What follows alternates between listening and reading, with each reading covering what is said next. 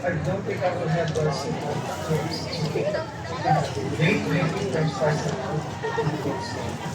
Ayun may palay. Nag-harvest daw si si Vice.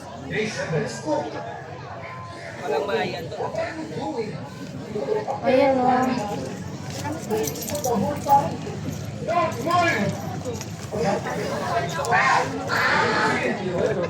Someone is a Filipino, just smell their clothes. If it smells like rice, chances are it's the Lord. Because every Filipino household has a rice cooker like this. To cook it, you just pour it on the rice, wash it rice, then you add water inside up to the knuckle of the thumb to make it rice. Press the bottom down and surprise, surprise, you have rice. Plus, you can replace it with the same. Like the risers about Philippines flooded. Filipinos like to be discipline and then wash our palms with our hands. And of course, with that same hand, we Filipinos eat our rice. But, pig, and post with that I have found that Filipinos and rice have a lot of common. For instance, there are Filipinos and white Filipinos. In the same way, we have white and brown rice. And just like Filipinos, also use of the white rice is more desirable than the brown rice. Ikaw, gusto mo magtanim? Substance, it's more complete and has more vitamins, more fibers, and it's just healthier. Did you know that brown and white rice is produced by moving part of the skin? Then the first layer, and you have brown rice. And the second layer, and you have white rice. And you know, many brown Filipinos think that they can use their in spite of their first layer of skin to reveal their white skin underneath. Bayan, yun rice. Mamaya daw. Ayun. Sanay sa ulo. In traditional Pinoy rice farming, rice plants are planted each individually by hand. Hindi ko tumingin sa atin. And the rice plant bears a good grain, is harvested, Okay, dito naman. Dito naman to. and ends up on Photo the po. plate. One.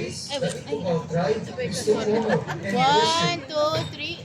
Sa baba. 1, 2, 3. So that they could have good harvest. Sa init na naiinit. High school. Meron din dito. Third po ay ang Jose Abad Santos High School. Fourth ay ang Quezon City Academy. Fifth ay ang Ignacio Villamor High School. That means ang ating po last performer ay mula sa Tondo High School.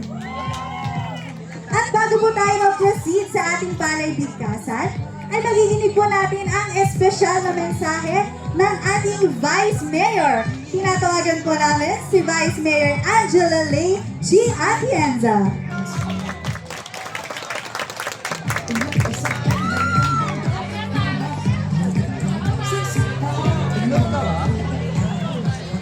Magandang umaga. Kamusta kayo? Naka-sunblock ba kayo? Yari kayo. Bago po ako mag-umpisa, gusto ko munang bumate kay Dr. Karen Eloisa Baroga. Magandang umaga po. Cecil Lorenzana Romero, ang director po ng National Parks Development Committee. Jezreel Apilar, ang Deputy Executive Director ng National Park Development Authority. Nandito po ba siya? Umalis na siya. Si Miss Hannah Lesenia, ang expert judge ng Philippine High School for Arts. At yun, Miss Remelin Relado Sevilla. Pasensya na po, masama ang mata ng aking COS at hindi po niya nabasa yan. But nevertheless, hindi alam niyo, so totoo lang mga bata. Noong kami nangangampanya na ating alkalde na si Yorme, ang sinigaw namin sa mga Manileño ay babalik namin ang dignidad sa buhay nila sa pamamagitan ng minimum basic needs. Kasama po dyan ang housing, healthcare, education, and jobs. Ngunit, sa totoo lang, ang pinaka-pressing concern ngayon ay pagdating sa pagkain. Dahil kahit na anong bigay natin sa kanila, kung hindi naman nakakakain ng maayos sa ating mga kababayan, ika nga ng ating alkalde, nga pa rin tayo. Kaya natutuwa kami kasama ng aking alkalde na merong ganitong programa. Dahil yung mga matututunan nyo ngayon o natutunan nyo na ba o matututunan pa lang? Tapos na? Ang isang request ko po sa inyo, sana gawin yung advocacy ito. Dahil ayon sa SDG Goal 1, kailangan zero hunger. At pag bumaba po kayo sa inyong mga bahay, makikita nyo maraming gutom. Kung ginawa nyo advocacy, ang matututunan nyo ngayon, marami kayong matutulungan. Na nakakatuwa dahil pagpasok ko po dyan, akala ko dati, pagka magtatanim, kailangan sa malaking rice field. Yun pala pwede sa ating bakuran. Tama po, di ba? So with that, sana gamitin nyo, gawin yung inspirasyon, at gamitin yung kayamanan ninyo ang natutunan nyo ngayon. Dahil naniniwala ako, walang maliit, walang malaki, sa paggamit ng Panginoon sa ating buhay. May rason kung bakit kayo nandito ngayon. Gamitin niyo ito to make a difference. Ika nga ng ating alkalde palagi, naniniwala kami na hindi kaya ng gobyerno na ayusin ang problema na kami-kami lang. Our role as your leaders to inspire you to stand up and make a difference. Because we believe that together, we will all be able to make Manila great again. Kaya tapusin natin to by saying, Manila, God, itong hinga. Isa pa, Manila, God first. Maraming salamat sa inyo. For development from DA Philrice, Dr. Karen Eloisa T. Baroga.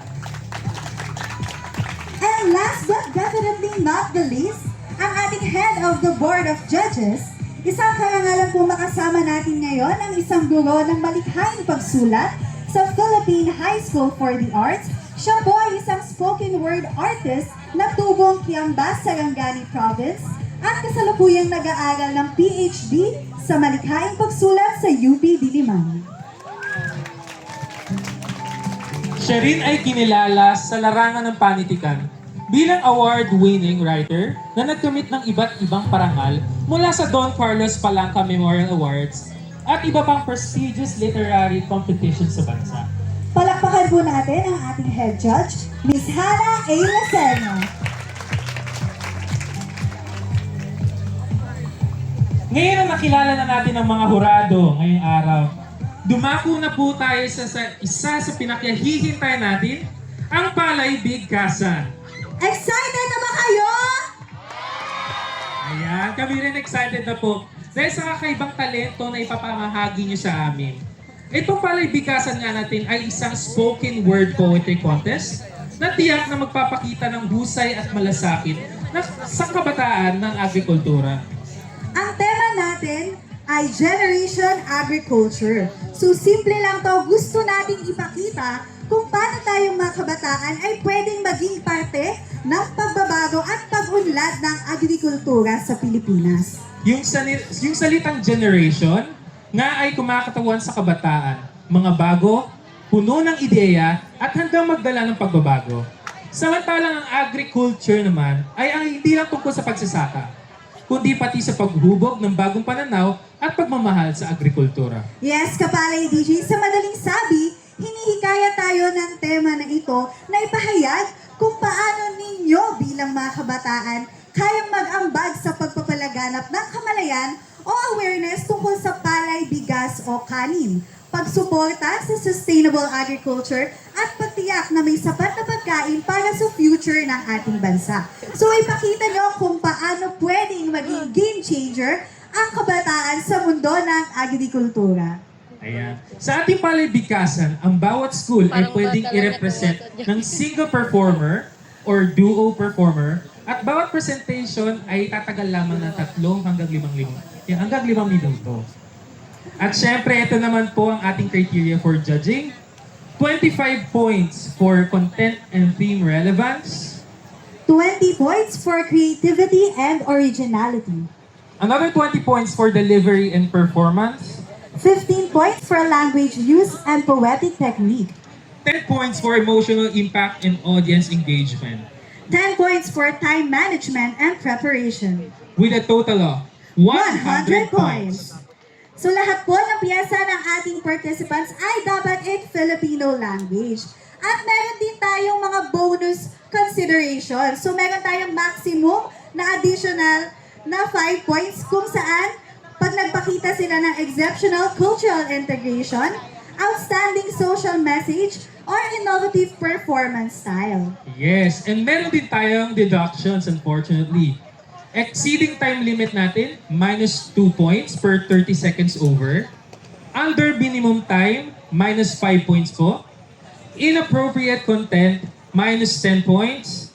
And failure to meet the 30 participant delegation requirement per school, minus 5 points.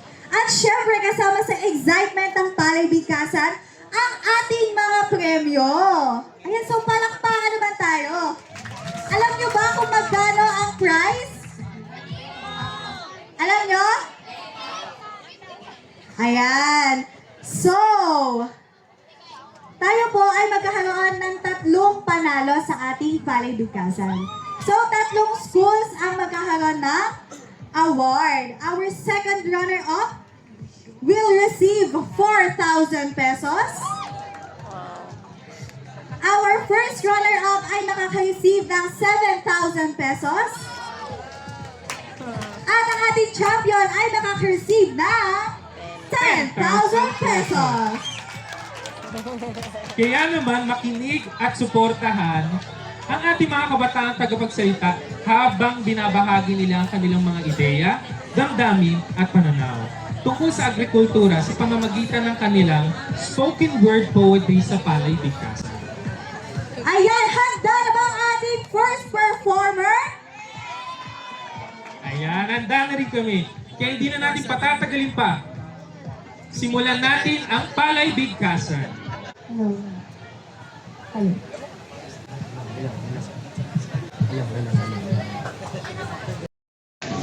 Ayan. At nawa po ay makasama muli natin ang ating Vice Mayor sa susunod pa po nating mga aktibidad po dito sa Luneta.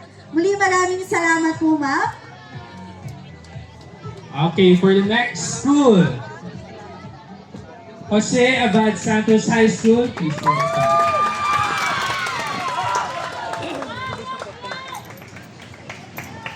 Sabay yung Abad Santos. Abad Santos. Kay Makoy. Oo.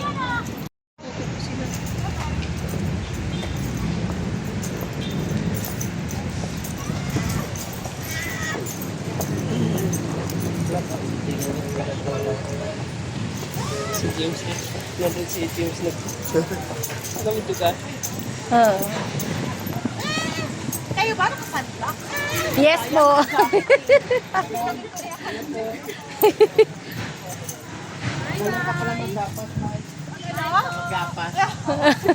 Ibigyan niya ako.